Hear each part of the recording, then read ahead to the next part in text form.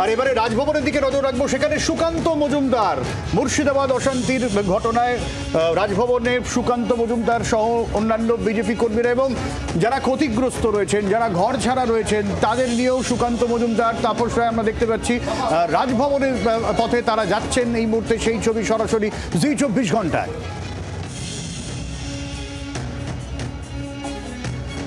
গতকালই আমরা দেখেছি সুকান্ত মজুমদার তিনি ডিজির সঙ্গে দেখা করেন এবং সেখানে গিয়ে অভিযোগ জানিয়ে আসেন।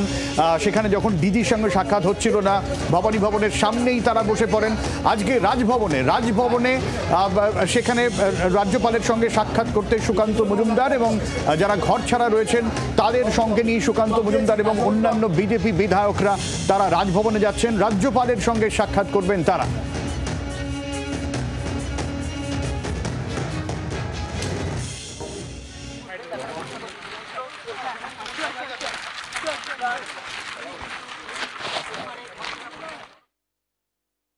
ওখানে কি বক্তব্য উঠে আসছে বিজেপি বিধায়কদের কথায়, বিজেপি সাংসদদের কথায় আমরা সেটা জানার চেষ্টা করব। সরাসরি আমাদের প্রতিনিধির সঙ্গে যোগাযোগ করার চেষ্টা করছি, যেখানে সুকান্ত মজুমদার তিনি রাজভবনে গেছেন এবং ঘর ছাড়াদের নিয়ে যেখানে গতকাল ডিজির সঙ্গে সুকান্ত মজুমদার দেখা করেছিলেন এবং কোথাও গিয়ে পুলিশি ব্যর্থতার অভিযোগ সেই সময় সুকান্ত মজুমদারের গলা শোনা গিয়েছিল। আমরা দেখেছি যে বিজেপি নেতাদের তরফ থেকে একাধিকবার রাষ্ট্রপতি শাসনের দাবি করা হয়েছে এবং কোথাও গিয়ে বিজেপি নেতাদের একাংশের মুখে রাজ্যপালেরও সমালোচনা হয়েছিল। রাজ্যপাল কেন আরো উদ্যোগী হচ্ছেন না, এই প্রশ্ন সামনে এসেছিল।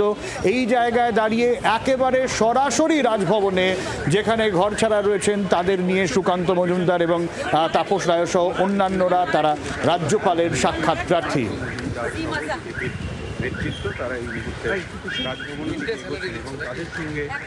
সুকান্ত মজুমদার, তাপস রায় সহ অন্যান্য বিজেপি নেতারা তারা রয়েছেন চাকরিহারাদের সঙ্গে নিয়ে রাজভবনের উদ্দেশ্যে সুকান্ত মজুমদার।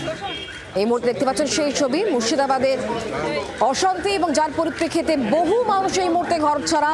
পার্শ্ববর্তী জেলা মালদায় অনেকেই রয়েছেন। সরকারি স্কুলে যে ক্যাম্প করা হয়েছে, অস্থায়ী ক্যাম্প, সেখানে তারা রয়েছেন। ঘর ছাড়াতে ঘর ফেরানোর যে উদ্যোগ, সেই উদ্যোগ ইতিমধ্যে নেওয়া হয়েছে। আর অন্যদিকে রাজভবনে বিজেপির রাজ্য সভাপতি সুকান্ত মজুমদার ঘর ছাড়াদের সঙ্গে নিয়ে।